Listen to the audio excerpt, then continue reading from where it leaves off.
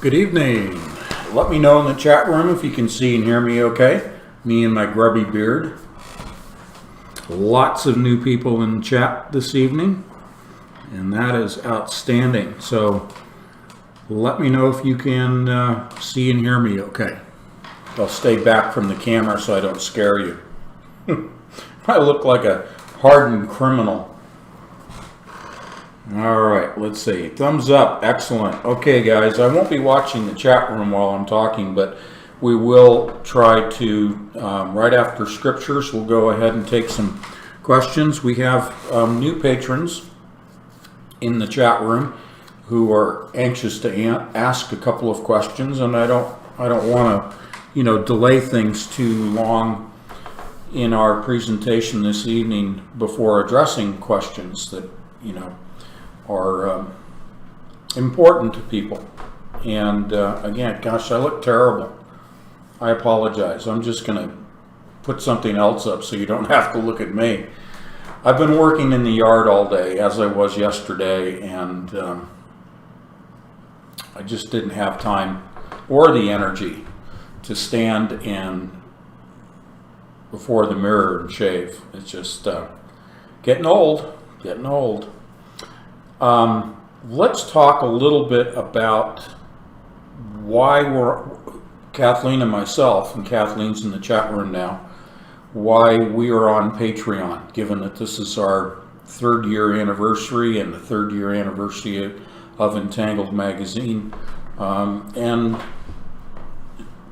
Doug Diamond, who is from Diamond Media,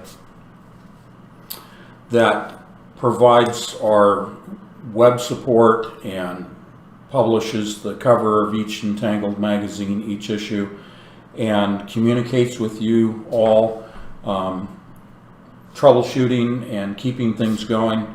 Mentioned in the chat room before we went live that his non-monetized YouTube channel was demonetized. The wisdom of YouTube.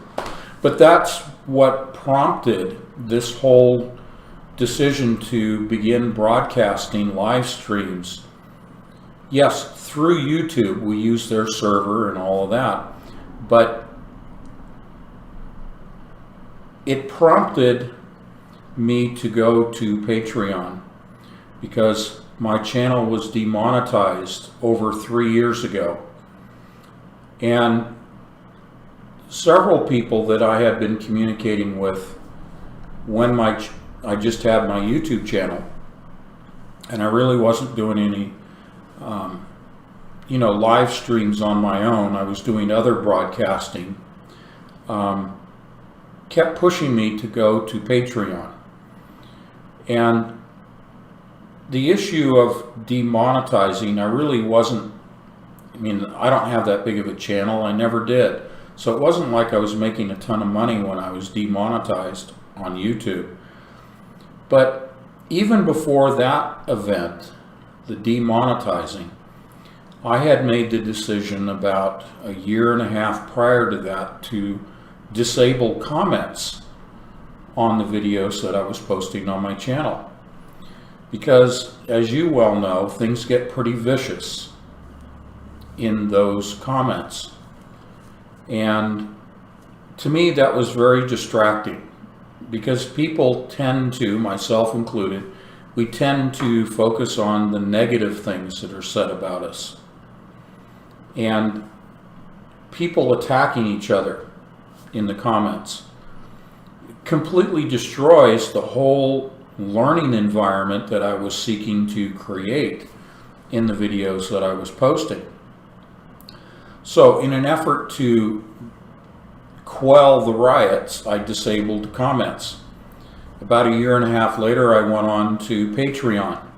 And I'm giving that background because we have new patrons. And many of them are in chat this evening. And the chat room is what I always envisioned as a safe place to make comments. A safe place to communicate and share information. Not just with me, but with each other in the chat room.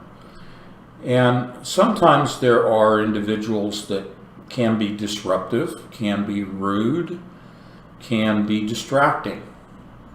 from what we're trying to accomplish during the live stream, which is really we're trying to conduct an educational program.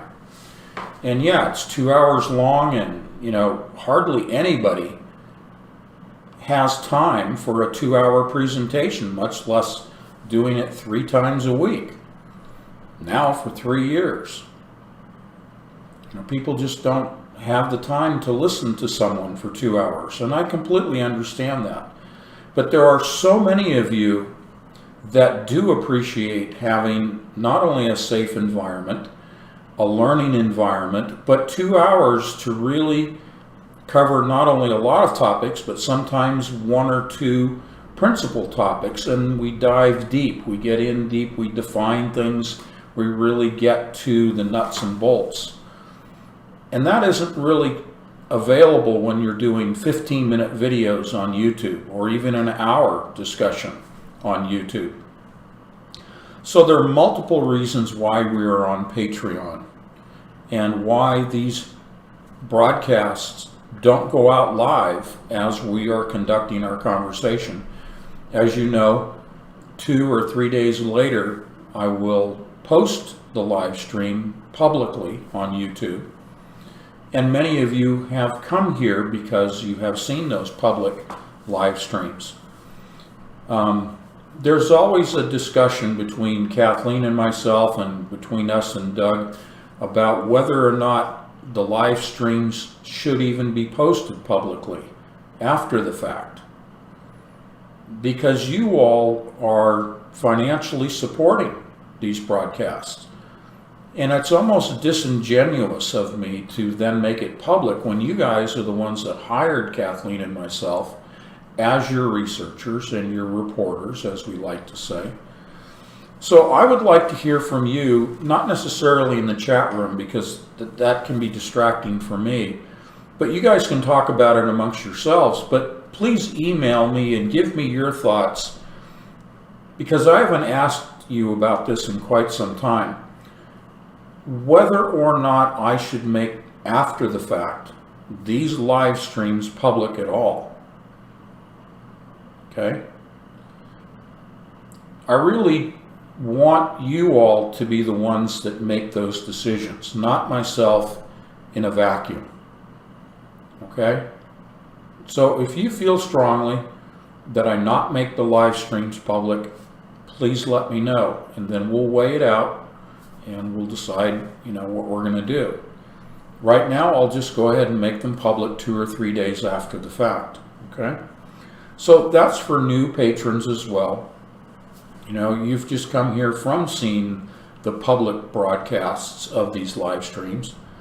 Let me know if you think it should continue or it should be discontinued. Or if it really is just irrelevant to you. That you don't mind contributing each month, and you don't mind that other people are benefiting from the information that we convey. So, anyway, tonight we're going to talk about Libra. Again, we're going to, as I like to say, touch base. We're going to kind of go back in history a little bit. We're going to go and look at Entangled magazine, November of last year, the one that says Concordia on the cover and has Libra on the cover. We're going to go through that, not in detail, but we'll go through it, because all of you as patrons have access to that magazine, okay, through the archives. So I sent that prior to this live stream so that you would have it readily available. I'm also going to go through the second of Libra's white papers, which was recently published in April of this year. We're going to go through their actual white paper. Again, I won't go through every single component of it. We'll hit the highlights of it. One of the central questions that I'm getting since beginning to talk about Libra just a few live streams ago and going forward revolves around the question of who are the members, and have additional members come on board. The short answer is Libra's being very tight-lipped about new members. I sent you the graphic that has all of the members in the association listed. Also in Entangled magazine, there's an exhaustive list of organizations, and I'll bring that to your attention a little bit later. But there's an exhaustive list in the magazine of the participants in the Libra Association and in Concordia. And Concordia is really the founding organization of the Libra Association. Okay, so those organizations listed as participants in Concordia also are involved in the Libra Association, even if they are not necessarily listed as a member of Libra. And we'll kind of parse that out. We'll take a look at that. I like to give the punchline up front when I have a punchline, and the punchline this evening that we'll backfill and reinforce is that Libra still has not announced their launch date. It's supposed to be mid-2020, and we're there now. Or, as they're saying more recently in their white paper from April, sometime in 2020. I also want to underscore that there have been articles posted, such as referencing MasterCard, and articles that are repeating where MasterCard and PayPal and a couple of others dropped out of Libra. Well, they've all come back.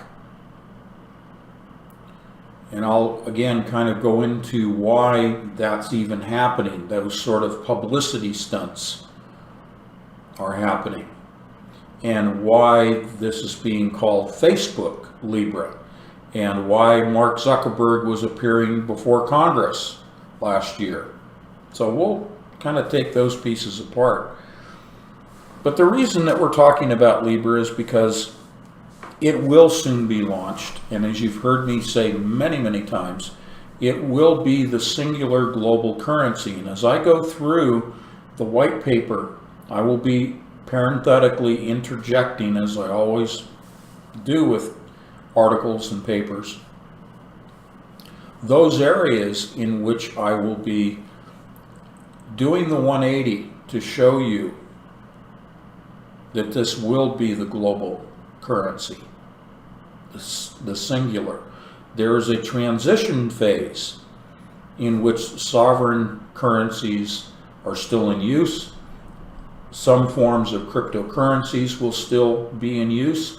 But as I go through the white paper, bear in mind, everything that they're putting out is transitional. This is not a statement of an endpoint or that everything is in place right now. It's still transitioning towards adoption. And the true transition I've been calling the flipping of the switch, and that follows the Jubilee, the debt reset, which we covered yesterday. So reset has to happen before Libra can be declared the single global currency. So I'm going to be sharing with you this evening those leading up. We'll look at it historically, the founders, who's involved behind the scenes, and then we'll bring it forward through the white paper from April. Okay? But just realize, under the beast system, there can only be one leader, the Antichrist. There can be only one false religion. There can be only one form of government. And there can be only one form of economy. Okay? And there can only be one form of currency exchange. Buying and selling, a mode by which that can happen. There can only be one. Okay? So that's where we're headed this evening. Let's go to Scripture real quick.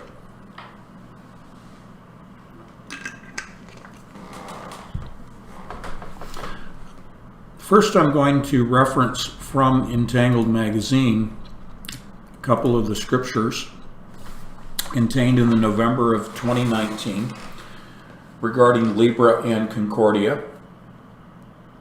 Revelation 6, verses 5 and 6.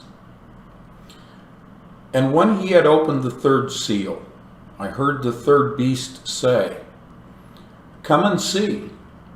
And I beheld, and lo, a black horse, and he that sat on him had a pair of balances in his hand. And I heard a voice in the midst of the four beasts say, A measure of wheat for a penny, and 3 measures of barley for a penny. And see, thou hurt not the oil and the wine. Okay, this deals with famine, and the symbol for Libra are the balance scales. And here it is, the black horse, the rider with the scales. So when we talk about famine and we talk about this buying and selling, the penny, okay, a measure of wheat for a penny, a barley for a penny, this is all familiar to us. We've read this many, many times. But think about the penny in representing the mark of the beast system, the buying and selling controlled by the beast system through the mark of the beast. That's also what the scales represent. And interestingly, they represent the single form of that penny, which is the Libra cryptocurrency. Okay?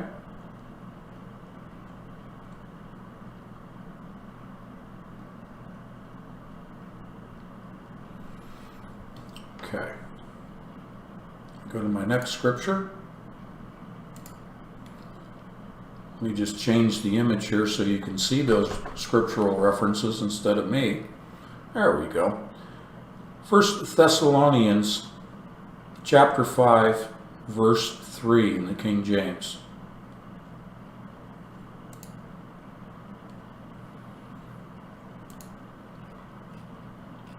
Let's see where I had this in the magazine.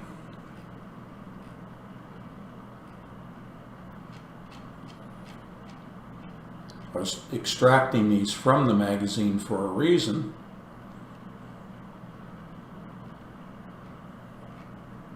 All right, well, let me go ahead and cue that up.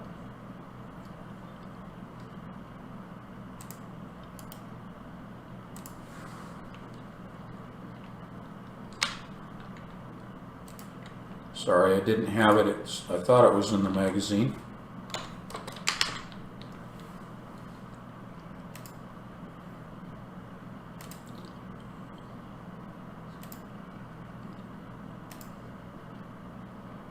Be there in just a second. You're already there, I'm sure. All right.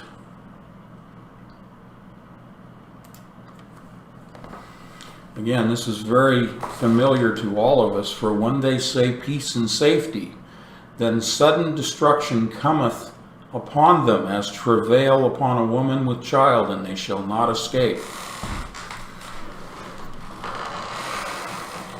This is going to be something that will come about when we talk about Concordia from the magazine. Concordia in the Roman is the goddess who embodies agreement in marriage and society. Her Greek equivalent is usually regarded as harmonia, with musical harmony, a metaphor for an ideal of social concord, or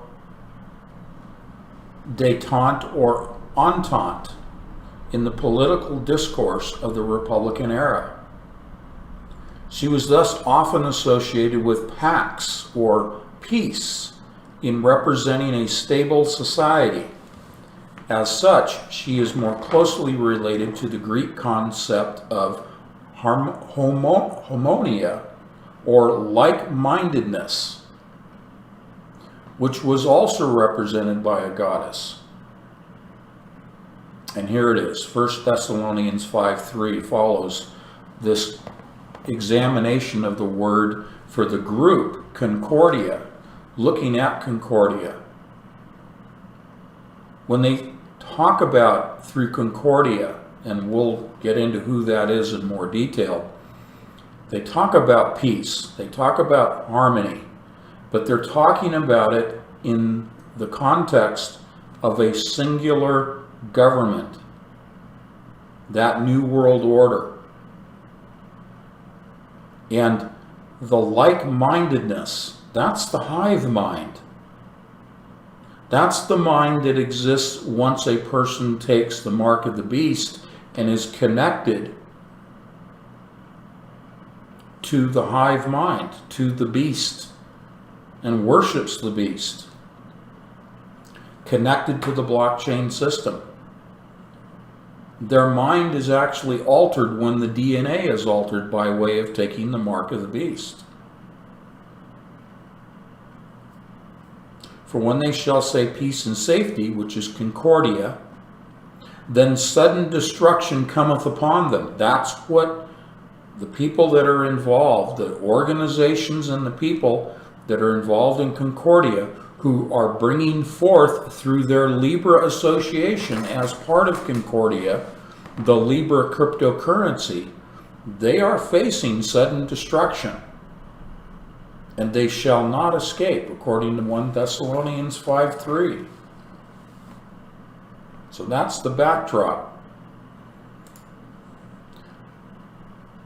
And then lastly, I'd like to share Deuteronomy 31:6. And this came to me by way of a patron just before we went on the air this evening. Verse 6, be strong and courageous. Do not fear or be in dread of them. For it is the Lord your God who goes with you. He will not leave you or forsake you. We had a comment in the chat room before we went on the air about being, concerned, being afraid about the U.S. military being deployed in the United States because of all of the rioting that's going on. I would take to heart verse 6, be strong and courageous, do not fear or be in dread of them. And that's not just the U.S. military. I'm not worried about the U.S. military. My comment back in the chat room was, I would be more concerned if they were UN troops.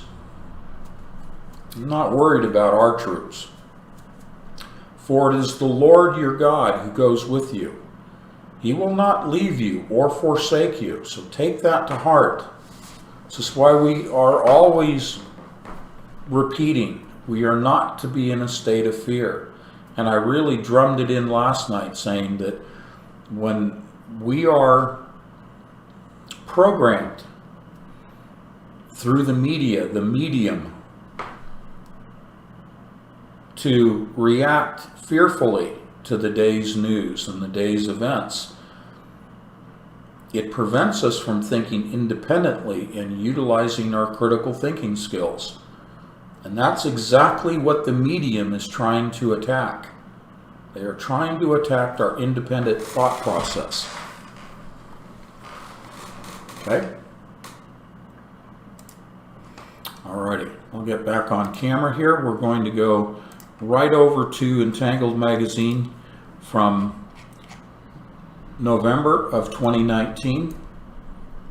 Has Libra, one world currency, and Concordia right there. That's a beautiful cover that Doug Diamond made for us. Okay? So we're going to take it apart a little bit. In Mark 16, verse 14 in the King James, afterward he appeared unto the 11 as he sat at meat, and upbraided them with their unbelief and hardness of heart, because they believed not them which had seen him after he was risen. Upbraided, to forcefully or angrily tell someone that they should not have done a particular thing and criticize them for having done it. O ye of little faith, right? The Libra cryptocurrency is not owned nor controlled by Facebook. Incorrectly, recent widespread media reports have labeled the newly announced fiat currency as the sole creation of Mark Zuckerberg. It is not. This month's issue of Untitled magazine takes you behind the window dressing and bread and circus of his recent testimony before the U.S. Congress. Facebook, along with Uber, Creative Destruction Lab, and venture capital firm Andreessen Horowitz, is one of 28 founding members of the Libra Association. Facebook possesses only a singular vote in its governance. So if you'll take a look at that graphic that I sent to you that has the Libra group and has the members of Libra arrayed in a circle around it, okay? That'll give you some idea. Now, again, I mentioned in the opening statement that there are articles that even today are repeating what I'm about to read to you right now that I published back in November. Recent departures of founding members MasterCard, PayPal, and Visa represent a temporary setback due to shareholder privacy concerns expressed running up to Mr. Zuckerberg's testimonies. Soon these companies will, quote, educate their respective shareholders regarding the wonders and benefits of the blockchain infrastructure constructed by cryptocurrencies. The sales pitch focusing upon the so-called decentralization of their private information within the distributed ledgers of the blockchain system. They will return. Okay, these are my own words. This is my own composition from Untitled magazine. So that's our introduction. That's kind of our, qualifier statement. I want to look at the chat room now. As I promised, I would like to go ahead and address some questions from the new patrons, if you have any. So I'll go ahead and take those questions in chat now, okay? And then we'll get right back into Libra. We can be flexible. Okay, let's see what we have. And I won't type my answers. I will just, of course, do the shortcut, which is to just answer them verbally. Okay? Here we go.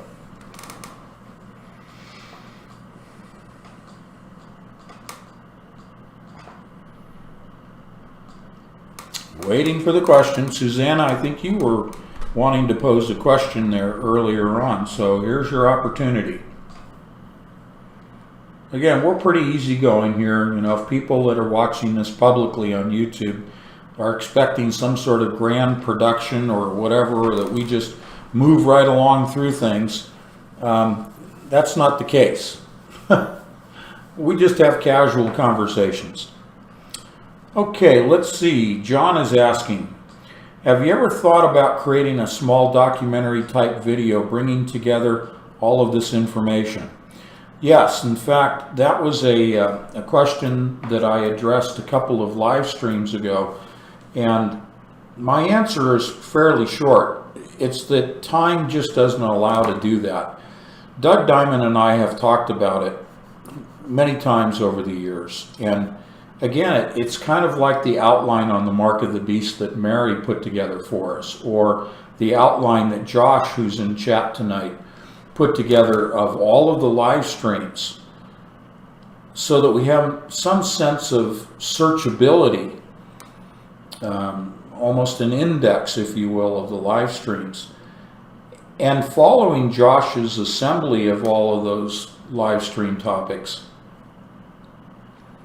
it became overwhelming to even think, okay, how would we summarize all of this and do the topics justice? For example, if we were to talk about just at the peripheral, just at the superficial level, things like quantum mechanics, quantum computing, DNA modification, particle physics, nanotechnologies, and then get into all of the spiritual side, including geomancy and techne, and how those all relate to modern technology today.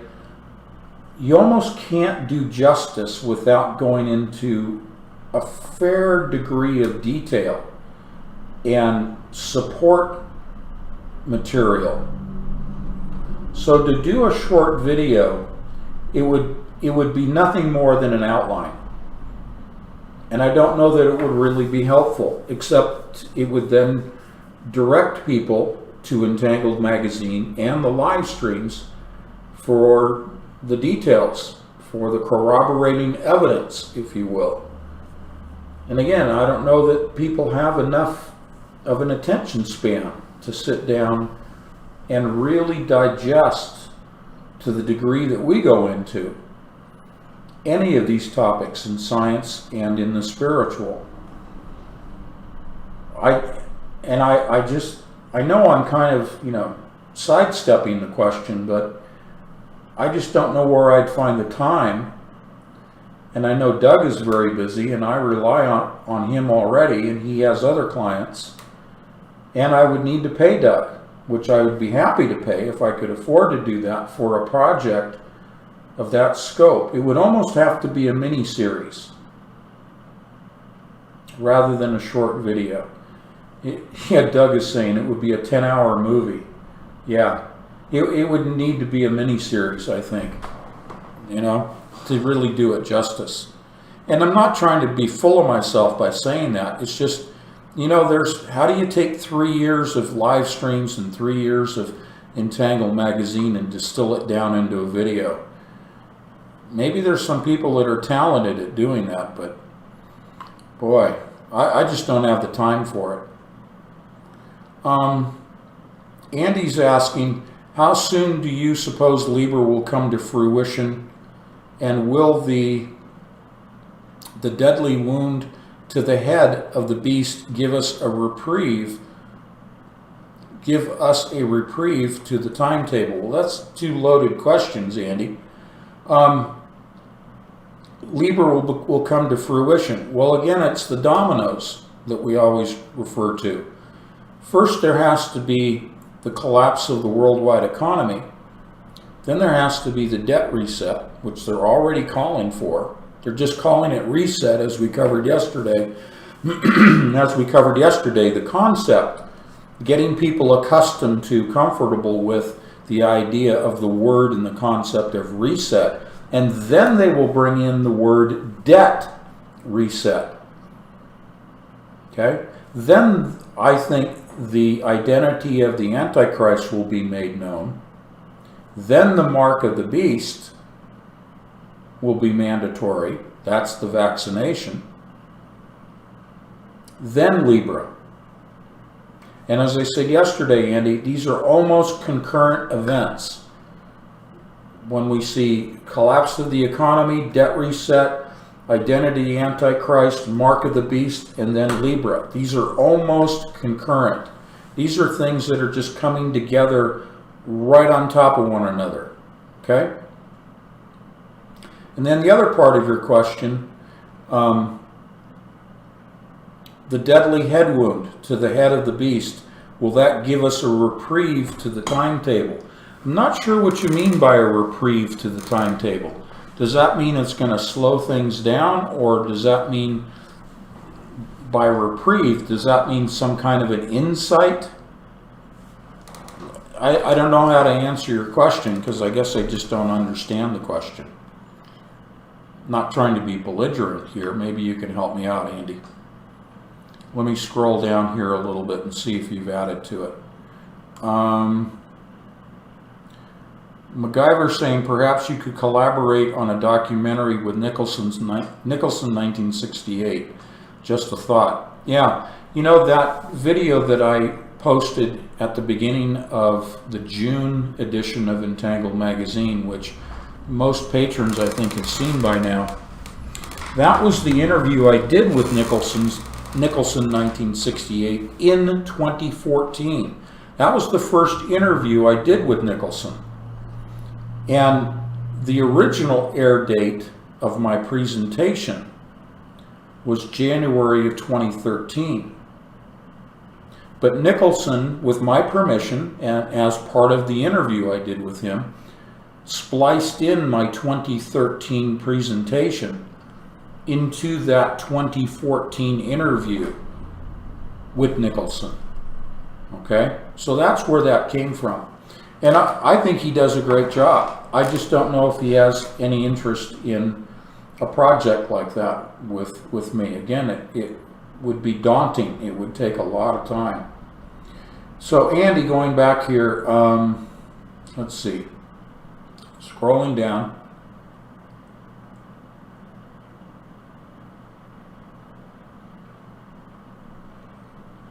Let's see. So, yeah, Nicholson's very good. Very talented. He's a good speaker. He's also very talented with his editing. I'm sure Doug could do just a fabulous job if he wanted to devote the time to a project like that. But he has other clients other than myself. And so, you know, that's a question only Doug can answer. Okay.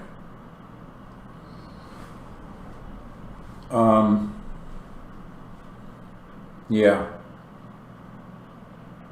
Very good point, John, in chat room there. Okay, so I was waiting for the question that one of our newest, Suzanne, did you want to ask your question in the chat room, or do you want to just email it to me? So in the meantime, J.I. is asking Revelation 13:3, the wound to the head. The question is that literal or not?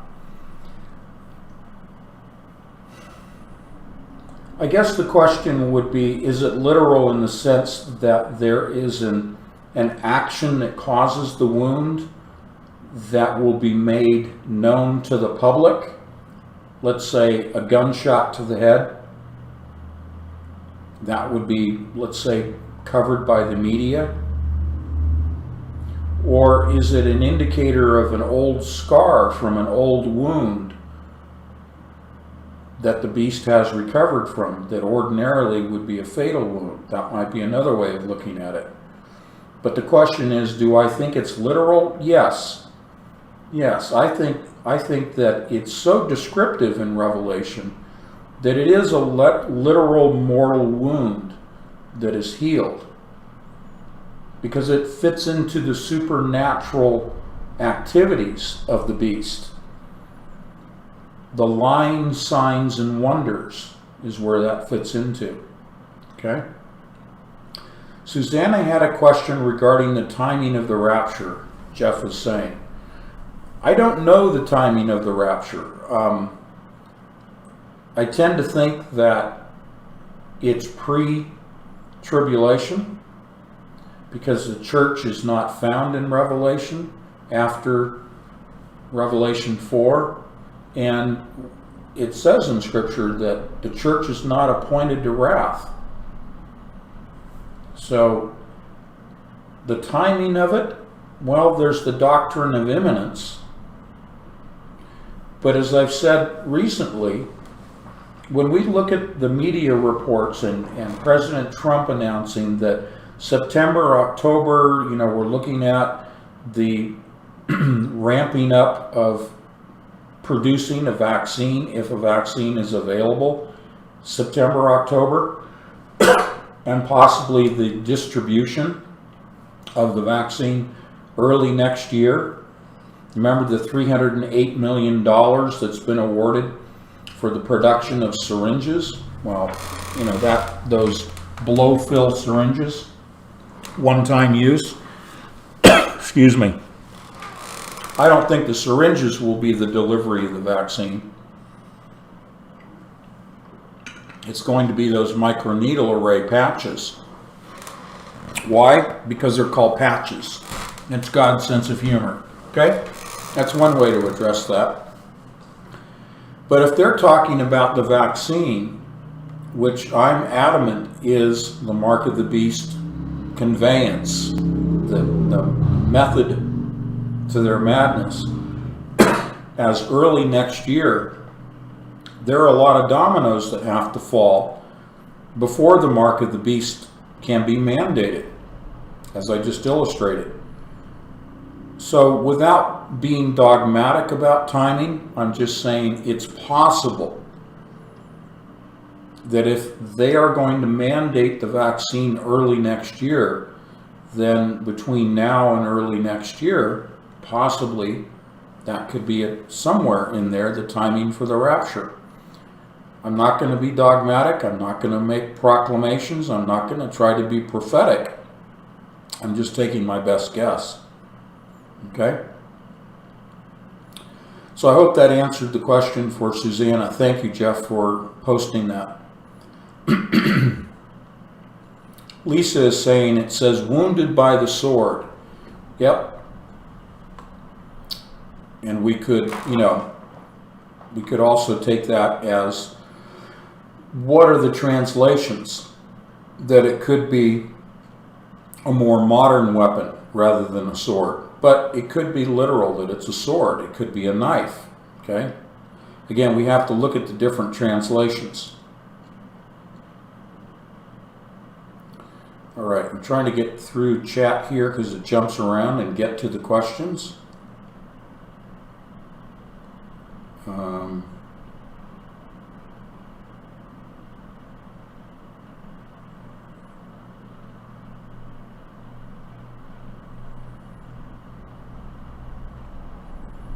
Okay.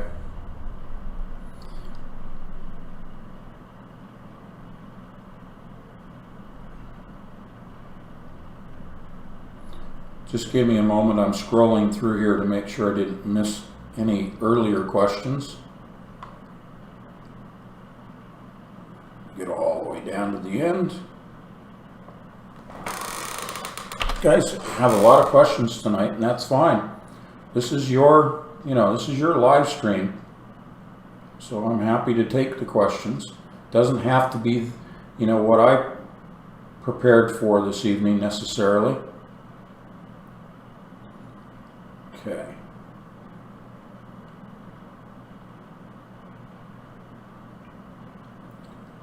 Again, I'm scrolling through here.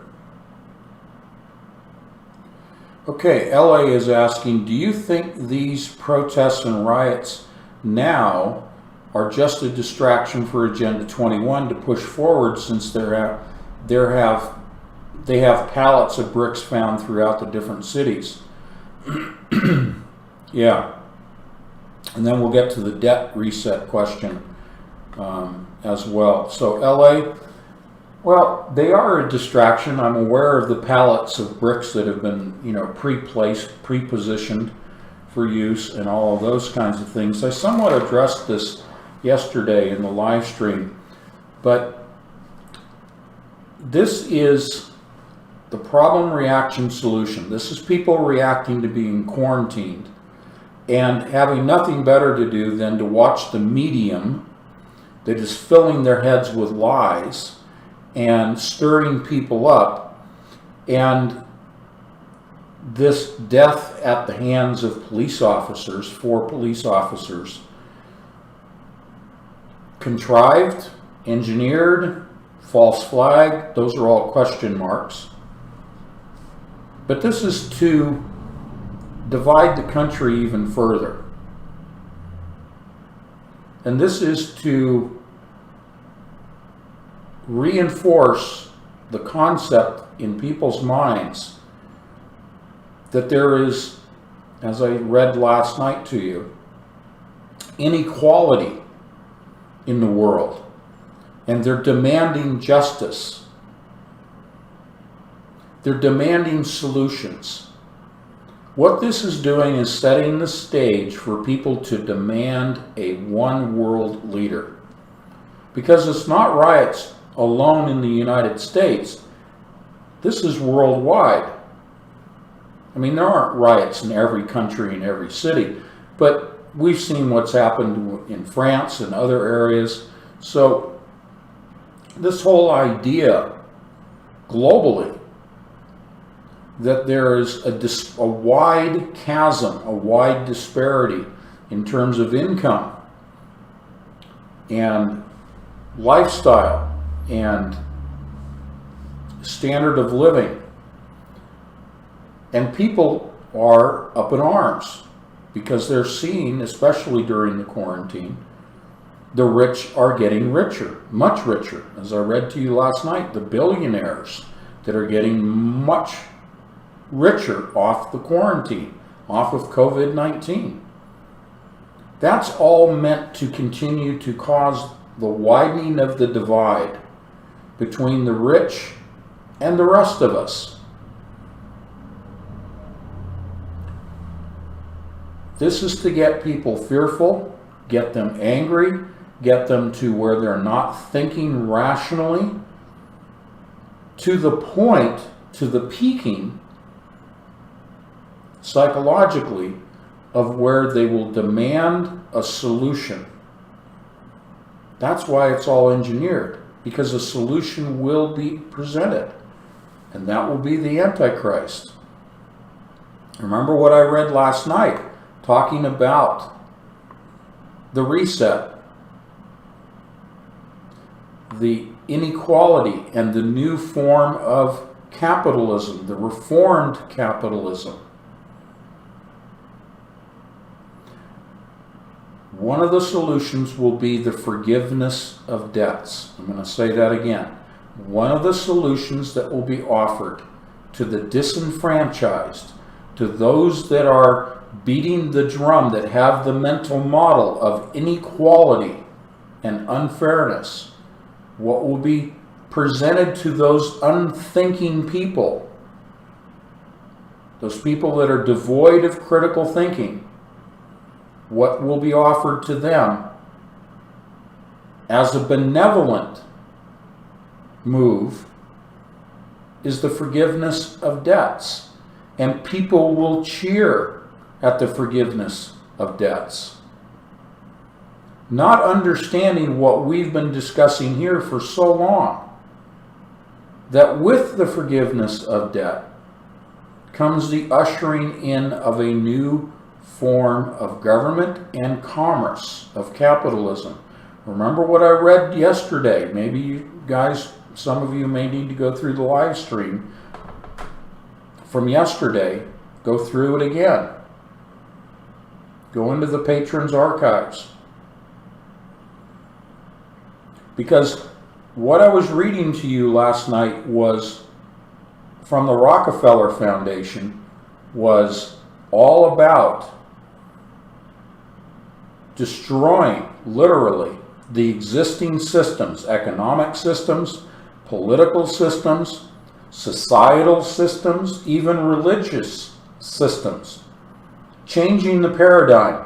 That there is remember Mr. Schwab saying that there is a narrow window of opportunity, and everything is being accelerated to take advantage of that narrow window of opportunity. The warp speed that President Trump talked about in terms of developing the vaccine. It's all about accelerating the agenda to usher in the Antichrist. So they're pushing the technologies, and they're pushing for the one world government, one world economy, by saying to the disenfranchised, hey, don't worry about the debt. Don't worry about your personal debts. They're all forgiven. Then, while everybody's blindly cheering, comes Libra. Comes the mark of the beast. Comes the blockchain. See, this is what people don't understand. They're not critically thinking. They're not turning to the Lord. They don't have the benefit of the Holy Spirit to teach them. And so they blindly will cheer, just like in my first novel, Covert Catastrophe and the Debt Reset. People were blindly cheering But they don't understand that it ushers in the beast system. You guys are all warned. You are all forewarned. You all know the consequences of the debt forgiveness. And you're going to see the world cheering it. Or maybe not. Maybe we'll be raptured before all that happens. Question from Rudolph. After Libra is active, how will we be weaned? How will we be weaned off the US dollar? Will we need the mark to exchange our US dollars for Libra? This takes us back again to our discussion about the US Federal Reserve, the central bank, and most countries having their own version of a central bank. That the US Federal Reserve has been exchanging dollars for sovereign currencies by debtor nations. In other words, debtor nations have their debt monetized in US dollars. On the surface, that makes it appear that the dollar is stronger, when in fact what it leads to is the ability for the Federal Reserve to throw the switch, meaning because all debt in the world eventually and very soon will be represented in US dollars, the Federal Reserve will throw the switch and say, we no longer are using as the world's reserve currency the US dollar. We are now switching, that's throwing the switch, switching from the US dollar to the Libra cryptocurrency. Because this follows the debt reset, no one has any US dollars, personal individuals have US dollars. There is no debt. Remember, the dollar represents debt. The US dollars and the bank accounts and your investments and your 401k, all of those are zeroed out because they're all based on a debt system.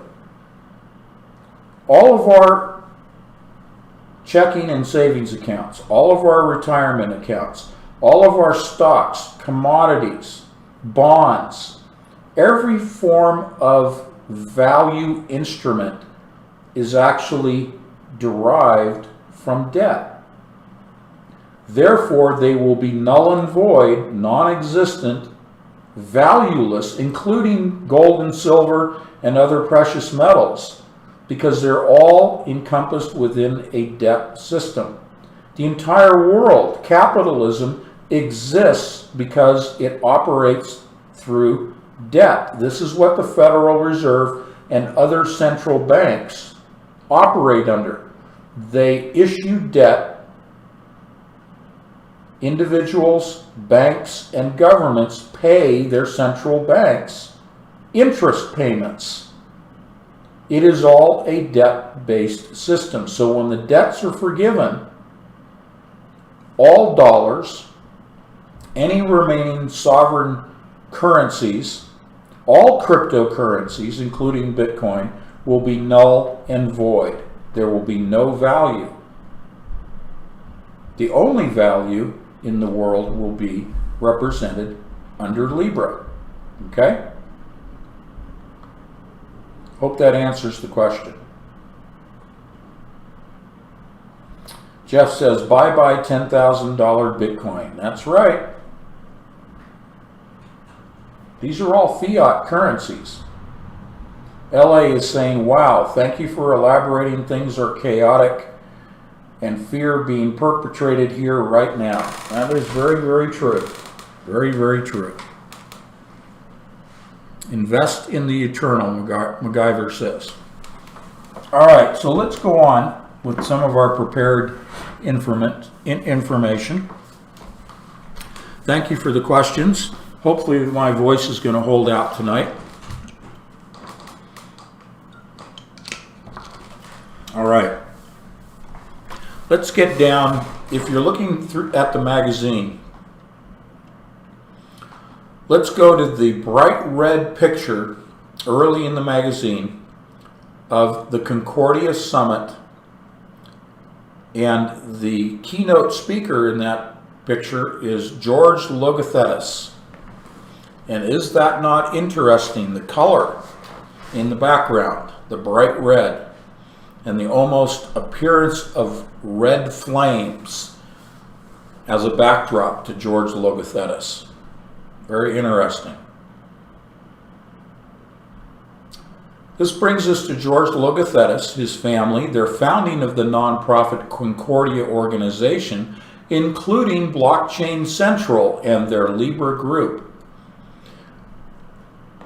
In this November issue, I provide summaries of Concordia and Global Blockchain Business Council, Concordia's Leadership Council, its patron members, the Libra Group, Libra Association. Okay? All of that is summarized in the magazine. I provide historical definitions and origins for the names Concordia, Logothetis, and Libra, followed by additional details concerning each of these organizations, and finally the Libra cryptocurrency itself. Now, for those that are new patrons, please go to this November issue and read it very carefully. It will explain a lot of what we've been talking about recently about Libra. Okay?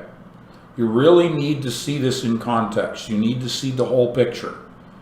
You can't just take sound bites that I'm providing to you this evening or in the past live streams. You really have to sit down and read this information.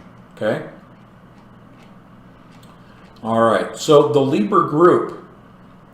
Given the founding of the Libra group by the Logothetis family, the twin female figures of Libra, the Libra group, represent Thetis, a sea nymph, a goddess of water, or one of the 50 Nereids, daughters of the ancient sea god Nereus.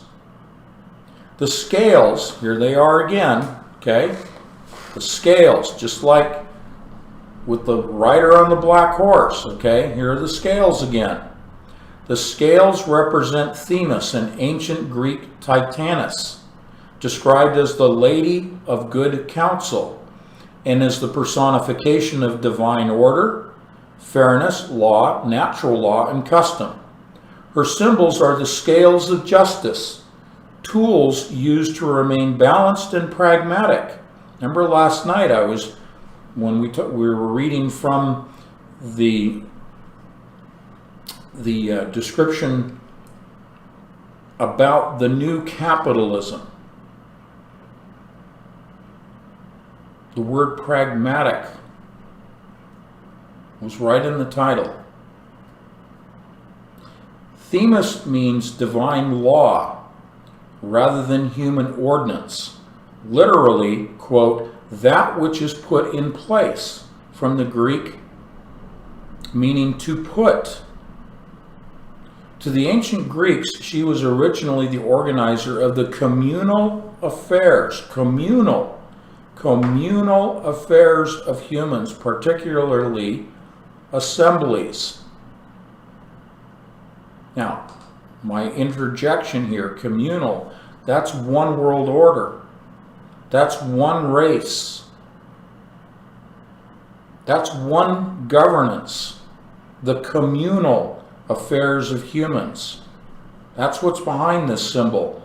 Okay, behind the symbol for the Libra group. In most instances, scales are not employed for food except in times of famine. And then I provide below another example of the Libra group logos.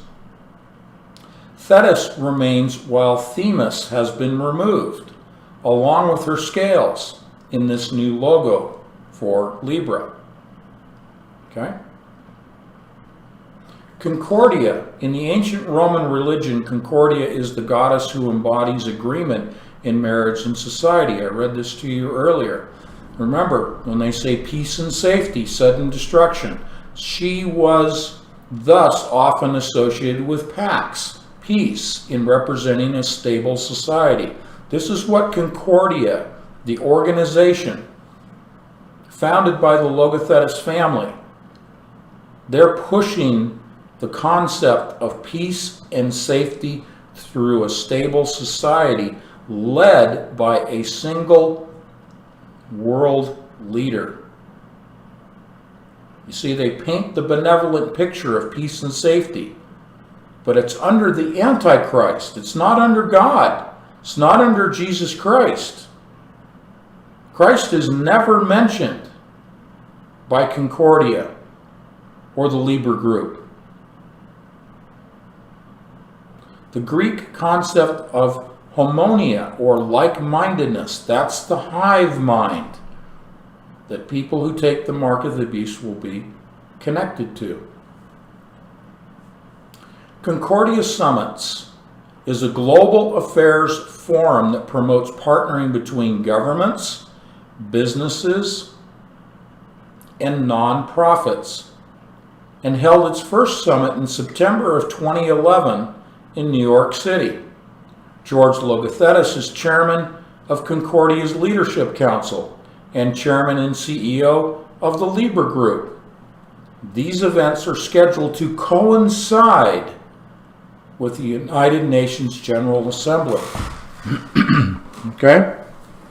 So, figuratively speaking, those that are attending the UN General Assembly walk across the street and attend the Concordia Summit in New York City. They're all the same players. So let's look at the Leadership Council. Concordia's Leadership Council is comprised of former heads of state, leaders of industry, and policy experts with practical experience at every level of government and business.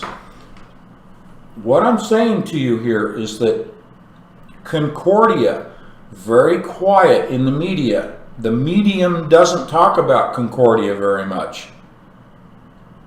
What we're revealing, Kathleen and myself are revealing to you, is that the world leaders in industry, the policy experts, every level of government and business is represented in the Concordia Leadership Council and Concordia itself, which has developed Libra.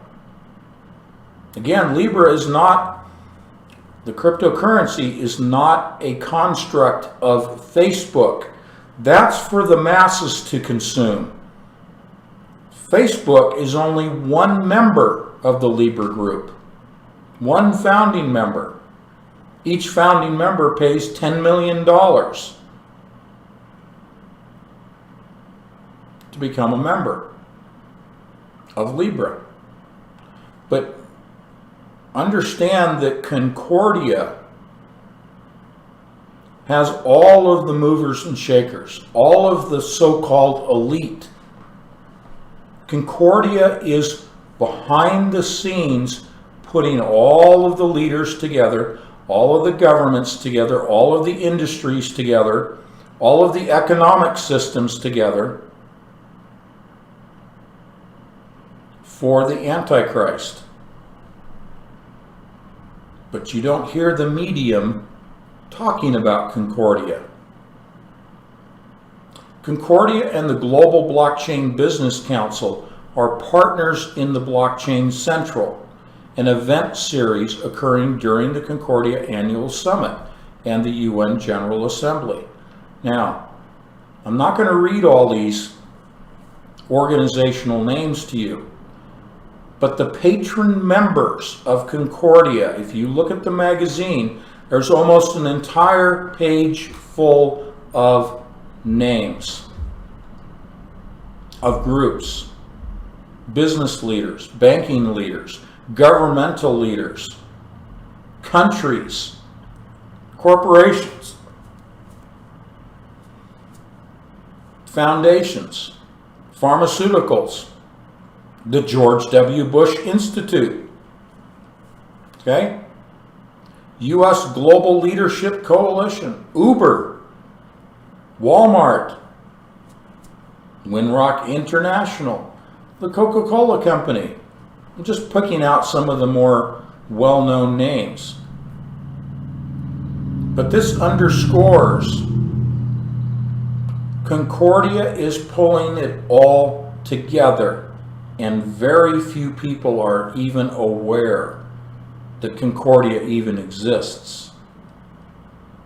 And this is the primary reason that I am saying that Libra as the cryptocurrency will be adopted as the single global form of exchange, because everyone is behind Libra. Governments, businesses, banking. So when you see articles that come out to the negative about Libra, or that there are other, like Ripple, okay? Ripple is simply a way of transferring funds between people around the world, okay? It's kind of like, you know, it's kind of like American Express or wiring money around the world. It's that sort of action. But understand that there will be those organizations that have been or are associated with the Libra cryptocurrency who will be saying things like MasterCard and PayPal and Visa had said to their stakeholders that they're pulling out. Well, that's just to satisfy their questions. Once the educational process of the stakeholders is explained and satisfied, then they're right back in the mix. Then they're right back in there with Libra. They have to put on the appearance that they are fulfilling their fiduciary responsibilities to their stakeholders. Okay? When you look at this list in the magazine, you can see that all of these organizations are in agreement that Libra will be the single form of currency for the world. Okay? The Libra Group, the company was established by the Logothetis family in 1976 as a shipping company under the name of Lomar Shipping. In 2003, it became the Libra Group, and in the mid-2000s, expanded into diverse industries. George Logothetis is the company's founder, chairman, and CEO. The company is privately owned by the Logothetis family. Okay? This is who formed the Libra Group, the Libra Association, and runs Concordia, the Logothetis family. The Libra Association is an independent nonprofit membership organization overseeing the growth of the Libra digital currency system. The association members will work with policymakers as the Libra cryptocurrency is developed and operationalized, and as regulators adapt to address changes in the market. The 28 soon-to-be founding members of the association and their industries follow on the next page, and that's the graphic that I sent to the patrons before we went live. These are all of the organizations, and there are many more now, but these are all the organizations behind Libra. You see the symbol for Libra? Those are waves. This is the third wave of humanity. Okay? This is their version of the Holy Trinity. Okay? This is the new redempted human race. It's not just human 2.0, it's 3.0. The third wave in society, and we've talked about that in the magazine. Okay, let me read a couple of these. In the payments category, there is MasterCard, PayPal, PayU, Stripe, and Visa. They're all coming back to the table. In technology and marketplaces, there's Booking Holdings, there's eBay, Facebook, Calibra, Farfetch, Lyft, Mercado Pago, Spotify AB, Uber Technologies, and many more. Telecommunications, Iliad, Vodafone Group, Blockchain, Anchorage, Bison Trails, CoinGate. I'm not going to read them all. Go and look at the magazine, okay? All right.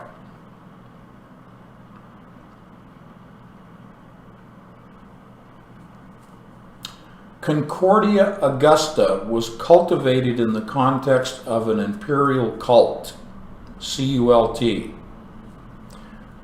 Dedicatory inscriptions to her on behalf of emperors and members of the imperial family were common. In other words, these are coins. Okay? Concordia standing with a patera and 2 cornucopia on the reverse of this coin of Aquila Severa. Logothet or the Logothetes. Logotheti, from the Greek, okay, and the Latin Logotheta and Logothetai. And I give you some other translations. Was an administrative title. The Logotheti, okay, was an administrative title originating in the Eastern Roman Empire. In the Middle and Late Byzantine Empire, it rose to become a senior administrative title, equivalent to a minister or secretary of state. The title spread, that's the Logotheti, the title spread to other states influenced by Byzantine culture, such as Bulgaria, Sicily, Serbia, and the Danubian principalities. In Greek, Logothetes means one who accounts, calculates, or ratioinates. Literally, one who sets the word. The exact origin of the title is unclear. It is found in papyri and works of the church fathers, denoting a variety of junior officials, mostly charged with fiscal duties. Those are the Logotheti. Okay, charged with fiscal duties. The ancestors of the Middle Byzantine Logothetes were the fiscal officials, known as rationales, during late antiquity. The office dates back to at least the time of Emperor Septimius Severus, 193 to 211, where a procurator, a rationibus, is attested. In late Roman times, the rationales were officials attached to the praetorian prefectures and charged with supervising the state treasury and the emperor's private domains. The first notable official titled as a Logotheti was Marinus, the future praetorian prefect and chief minister of Emperor Anastasius.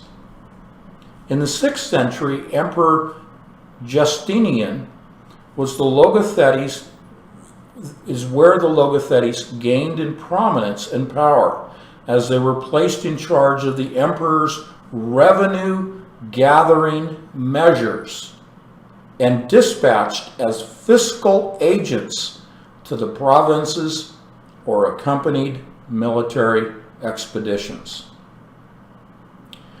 The Logothetes, for their services, they were allowed to keep 1/12 of the sums they would gather for the treasury, and some, as the notorious Alexander, quote, Scissors, amassed considerable fortunes in this way.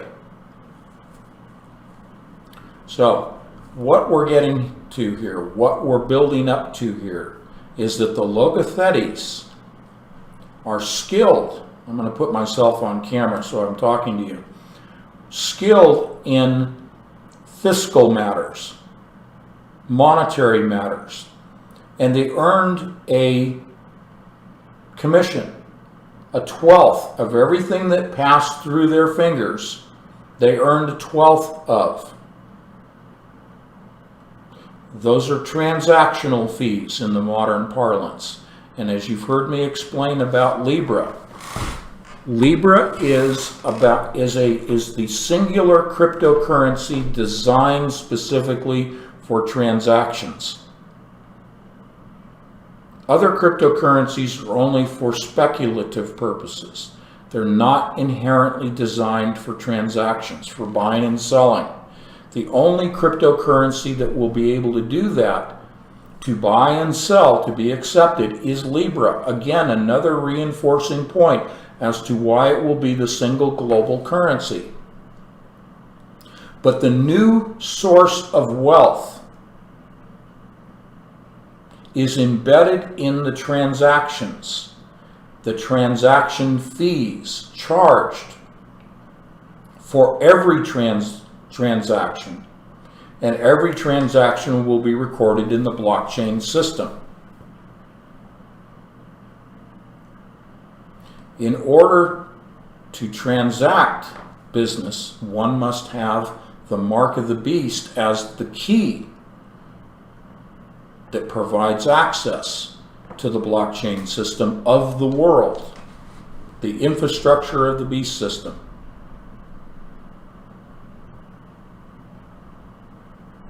The founding members, like Facebook being but one, each group or individual, but each group pays $10 million into a reserve fund, a reserve Libra fund.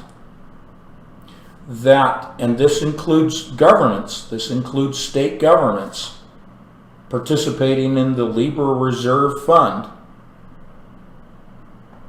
They're putting up a paltry, by today's standards, a paltry $10 million to be a founding member of Libra. What do they get in exchange for that? Well, they get to take part in the profits of those transaction fees for every transaction. If you think about the trillions of transactions that take place on a global scale every single day, and even if 1/100th of a penny in equivalent money were charged for a transaction, the simple multiplication of the number of transactions times the really insignificant transaction fee that is charged to an individual, charged to a business, is so insignificant that no one will be paying attention to the transaction fees. But those transaction fees, when multiplied, represent an extraordinary source of wealth that does not exist. If you look at transaction fees today for debit cards and credit cards, that's minuscule in comparison to what will be happening under Libra. And that's why organizations are more than happy to put up $10 million to start up the reserve fund for Libra, to underpin it, the basket of currencies sort of process, okay? But remember, the Logothetes as a group, back into the Byzantine, into the East Roman Empire, already historically set the precedent for earning and developing wealth through transaction fees. That is simply being carried forward into the modern day beast system. Again, a major, significant, reinforcing piece of evidence why Libra will be the single global currency for the world. Because it's put together by the Logothetes, who've set precedent. And the transaction fees, the new form of wealth, newly discovered, so to speak, newly minted with the advent of Libra. Okay?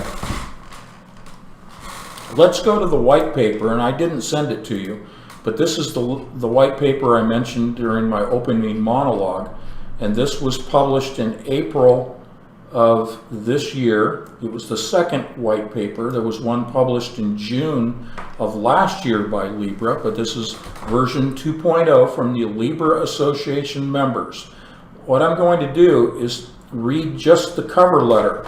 I will send to you a link to this white paper, or if you like to, go to Libra.org and click on their little button that says PDF. And that's the white paper, Libra.org. And when you open up the cover letter, you'll see the little PDF image on the right-hand side, the right side column. You can go through this. I'll look at the table of contents for you, and I'll read that. The Libra payment system, the Libra blockchain, economics and the Libra reserve, compliance and the prevention of illicit activity, an open and competitive network, the Libra Association, what's next, and then the conclusion. That's the table of contents. Let me jump right to what's next before I read the opening to their white paper. Let's go right to the section that says what's next. It has been an important 9 months since our initial announcement of the Libra project. The Libra Association has had many helpful discussions with regulators, central bankers, elected officials, and various stakeholders around the world to determine the best way to marry blockchain technology with accepted regulatory frameworks. Further, the association participated in conversations for the G7 report on stablecoins and engaged in constructive dialogue with international stakeholders such as the Financial Stability Board, World Bank Group, International Monetary Fund, Bank for International Settlements, Inter-American Development Bank, World Economic Forum, and central banks and financial system authorities in jurisdictions around the world. It has also been exciting to see thousands of developers engage in the open source Libra blockchain code, and their work has made millions of test transactions on the Libra test net.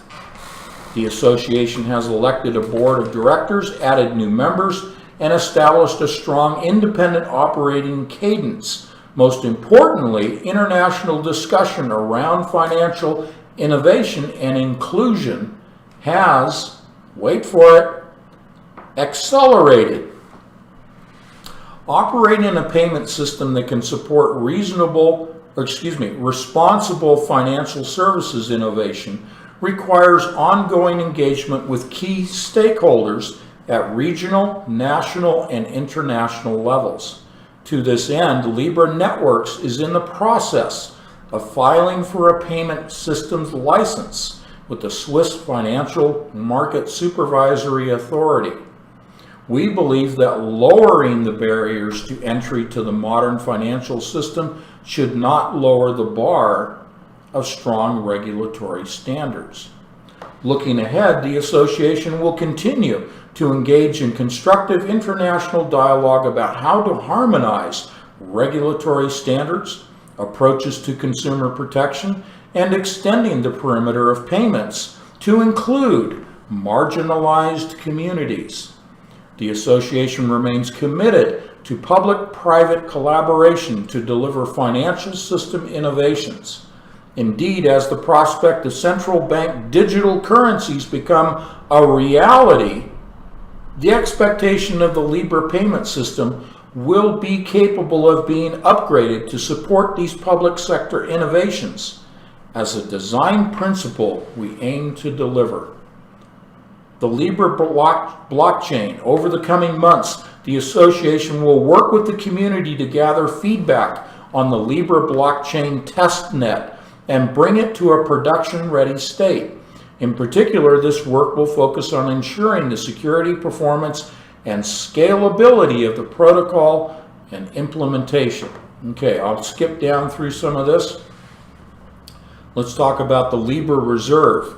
The association will establish custody agreements with a geographically distributed and regulated group of global institutional custodians for the reserve.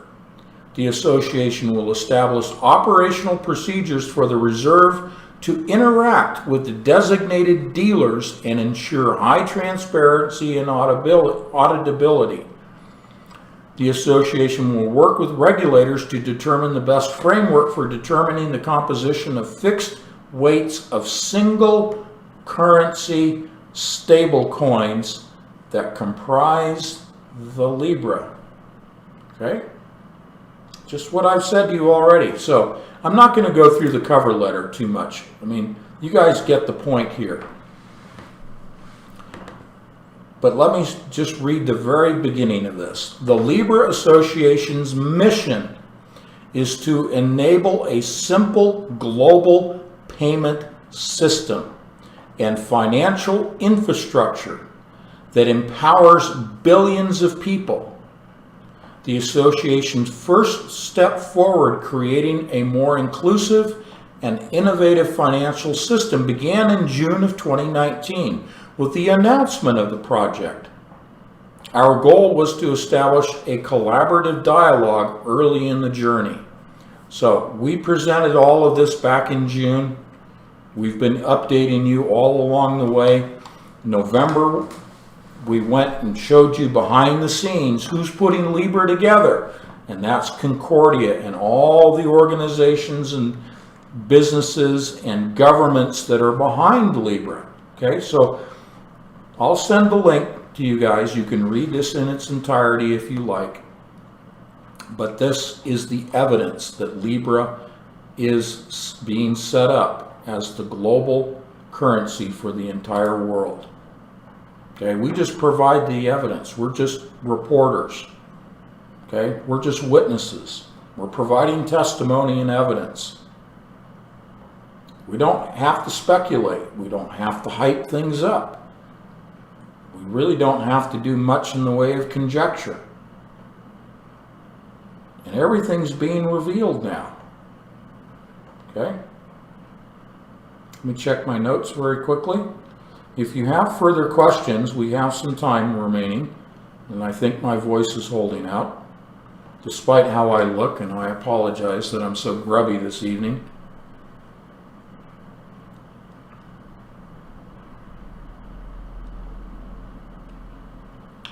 Let me just see what I've got in my notes.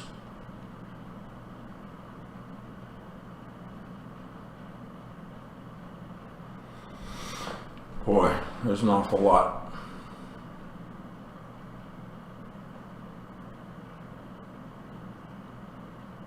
Okay. Let's do some questions. And if we run out of questions, then we'll conclude maybe a little bit early this evening. We ran overtime last night by about 20 minutes, which was great. I had a good time with you last night. I'm trying to find my mouse. Are you in the track? There you are, mouse. Okay, there we go. All right. Alrighty, let's see.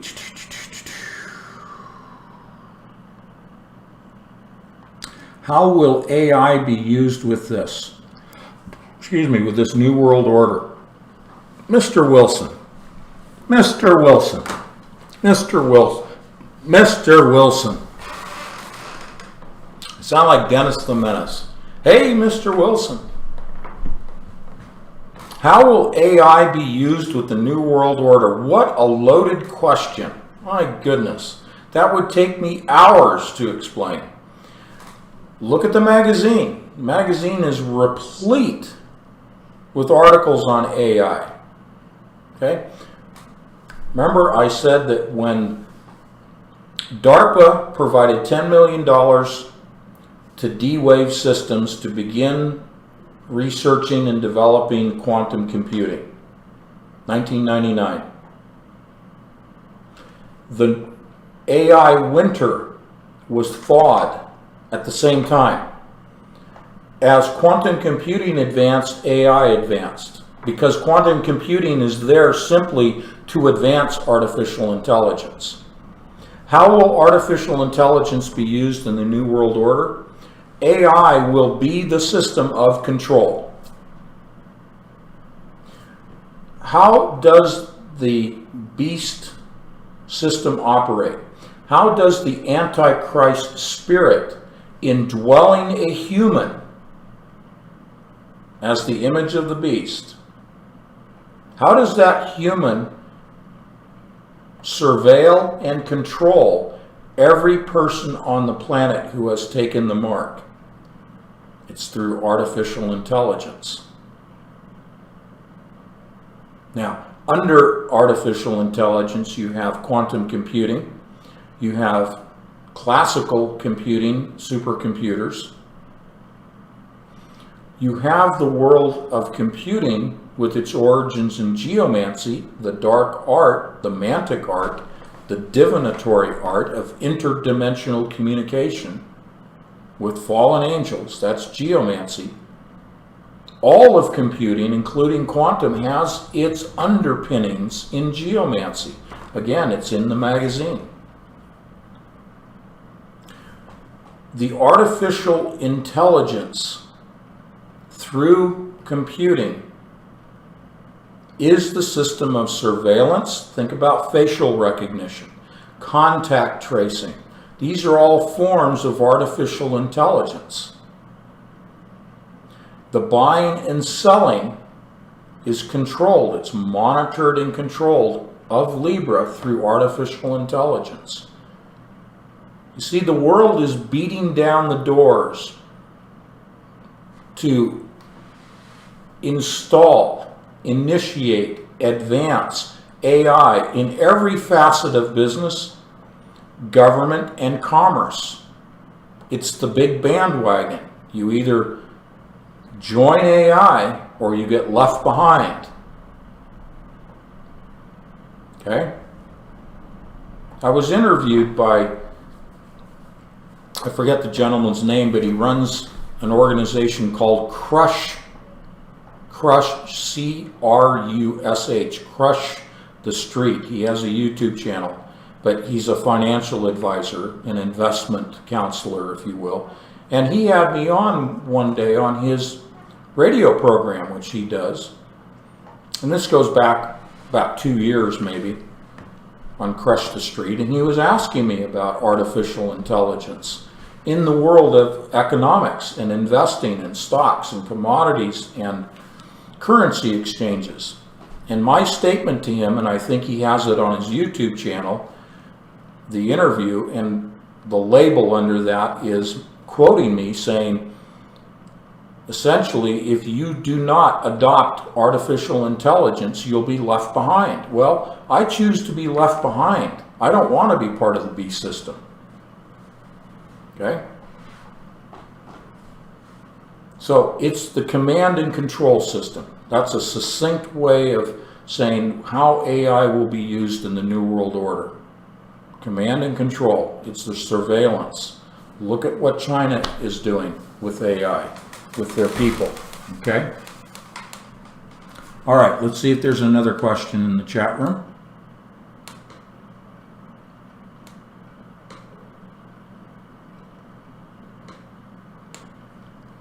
MacGyver, I need a Mylar hat or a straw hat. Yeah, I am. Yeah, I really am burning up out there. I try to wear my hat as much as I can, but sometimes it gets in the way. Yeah. It's been brutal, but I don't know. Hopefully the projects will slow down a little. Meredith's question above. Meredith. Meredith. Where is Meredith's question? Meredith, where is your question? Can you type it back in, perhaps? Okay, I can't find it. Oh, there it is. After the financial collapse, will the value of a person's wealth be transferred to Libra, or will it just disappear and everyone receive a universal basic income? Yes. Thank you, Josh, for reposting that. Thank you. So, because everyone's wealth, no matter what level it is derived from an overall debt system. When the debt is zeroed out, your perception of wealth, your thinking that you have wealth, that you have assets of whatever level, is null and void, because there will not be a US dollar or any other sovereign currencies when the debt reset hits. Remember, look at the dollar bill. It says, backed by, in the good faith of the United States government. Okay, all the dollar bill represents is a promissory note. And a promissory note is a debt instrument. It has no inherent value. So we might say, oh wow, I've got $100,000 in my retirement account. Gone. I might have gold bullion, even the physical metal. Remember, Scripture says they'll be casting their silver into the streets. Unless it's the Libra cryptocurrency, you have no wealth. And there will be no conversion of your gold or silver or dollars or euros or anything else into Libra. As far as a universal basic income, there will be a universal basic income provided to the serf class of humanity, provided you take the mark. Remember, the mark not only provides as the key to the blockchain system, where everything, all the transactions are recorded from every facet of your life, not just financial, but it also connects you, as I've said about the hive mind, it connects you to the sentient world simulation. Again, Purdue University, I've published this in the magazine, Purdue University proposed this in 2006 in a white paper, and it went live in 2007, SWS. It also contains what's known as the SEAS program, okay? That sentient world simulation represents every single person as a node in the software and is given an avatar as an identity. When they talk about a digital identity, they're giving you an avatar. And that avatar can be reproduced up to 100 times and can go out and perform tasks and earn Libra cryptocurrency coins. That's the universal basic income, earned by your avatars. That's how they're going to sell it. So what are you going to be doing? Well, they sell it by saying you can go do what humans do best. You can be creative, okay? That's how they're going to sell it. When in fact, when you take the mark of the beast, you will lose all awareness that you've even undergone a change. You are now literally, just like in Star Trek with the Borg, right? You're assimilated. You have no sense of independence anymore, no sense of independent thought. So whether you have a universal basic income or how much you have or how much you've earned is completely irrelevant. You literally are a slave. Slaves don't own anything.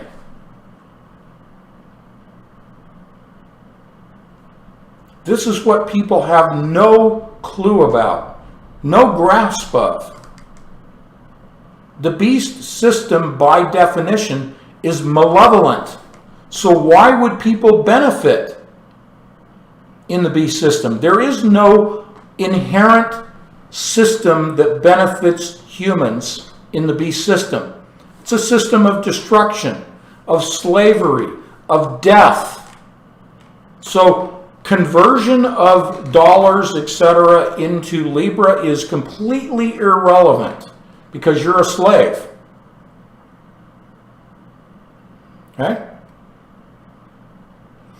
The paradigm that even you and I as believers is being destroyed. Remember, look at the Rockefeller paper that I read last night and that I sent to you. Look at the language in there. Okay? Stakeholder capitalism is a nice way of saying if you're not a stakeholder, you're out of it. Only the elite will participate in capitalism. The rest of humanity will be enslaved.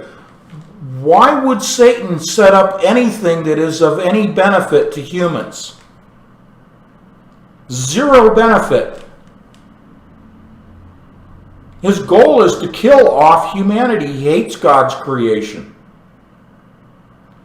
So anything that you hear that is positive, flip it 180 degrees around and realize that it is all malevolent.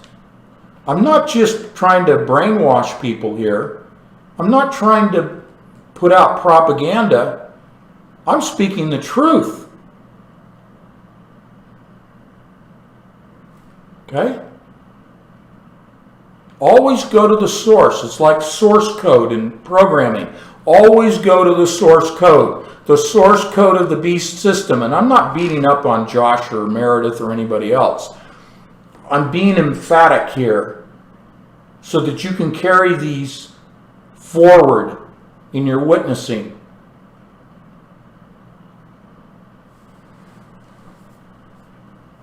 Everything that is put out that sounds good, remember what Scripture says. Everything that is good will be made evil, and everything that is evil will be made good. They'll make what is inherently evil sound good, sound benevolent. Inclusiveness, diversity, sustainability, the ecosystem, nature, all of this. Reaching out to the disenfranchised, the unbanked, the underbanked, those without an identity. See, it all sounds great, but you know what the end point to all this is. Command and control of the serf class in the beast system. That's taking all of their labels, all of their statements, and flipping them 180 degrees, and it reveals the truth of what they're building. Even the people that are building it have no clue to its true malevolence. No clue. You can take all those organizations in Concordia, in their governing body, in the Libra group, in the Libra Association, in the members of Libra. They have no clue that they're building. The top people do. The leaders do. They're purely Luciferian, worship the beast, and are accelerating the advent of their Antichrist Messiah. Because they're suffering under the strong delusion that God has given them over to, that Lucifer somehow is benevolent. Can you imagine that state of delusional mindset, to think that Lucifer is benevolent? But these people who worship Lucifer at the top levels of organizations and government are welcoming Lucifer, the Antichrist. They cannot see the pure evil and malevolence in Lucifer. They can't. You talk about a strong delusion. Here's my plug for Snapple. Okay. All right, guys. I'm losing my voice. All right. The Thetes, Greek, were the lowest social class of citizens. The Thetes, it's scrolling past me. Let me grab a hold of that so I can read it. My wife posted this. The Thetes, come on, stop moving around.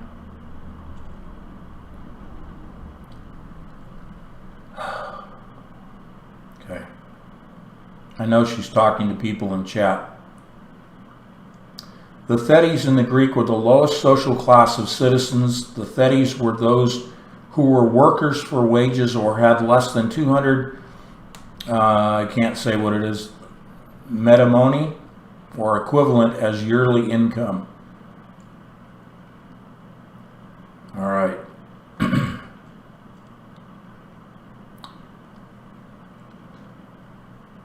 All right. Okay. I know you guys are looking at my bald head and it's grossing you out. I apologize. Maybe I should wear a hat when I'm doing my live streams. I'm bending over trying to see the chat room and it's not very dignified. Okay, guys, I think that about does it. I'm pooped, wiped out. I've been working outside too much, and I apologize. I shouldn't be doing that. I should be concentrating on preparing for these live streams. But my list of tasks is coming to an end, hopefully, at least dwindling down to very little that we're doing, preparing our new home here. Moving is just not fun, and getting your home set up and doing repairs and all of that that's necessary, it is time consuming and it's energy draining. I'm not, playing the violin for me. I'm just saying, I'm tired. Thank you for everything that you send. Thank you for your friendship and your fellowship. And, Kathleen and I look forward to the live streams. Sometimes she's just in the chat room because, she's tired from working all day, and she has a full-time job. Doesn't always have the energy to do the live streams, and she gets up at 4 o'clock in the morning to be with the Lord and have her quiet time. So, these live streams are usually, for me to deliver, which is fine. That's appropriate. I'm just explaining why she can't always be here, on camera with me. By the way, I have on occasion had people say, why does your wife sit behind you? Why doesn't she sit, up front and center with you at the same point on the camera? Well, she doesn't like to be up close to the camera. It has nothing to do with me being some kind of, I don't know, slave driver husband or something. That's not it. She just doesn't like being up close to the camera and prefers to just kind of sit off to the side and have a conversation with me rather than looking at the camera. It's just a comfort thing for her. Okay. So I have had a few ladies that have written to me and say, you're an ogre. You're terrible. You make your wife sit behind you. Well, go find something else to pay attention to, is my response to that. My wife runs the household. I don't. Okay? I just do all the slave labor. That's my job. That's what I do. She gives me orders and I go do what I'm supposed to do. Okay? So, don't think I'm pushing my wife around. It's the other way around. Okay, guys? Anyway, I'm just having a little fun with you. Thank you again. Lord willing, we'll get together on Sunday evening. Sundays, Kathleen usually is on camera with us, and she'll be sitting behind me. Okay? Oh, well. Anyway, love you guys. Good night.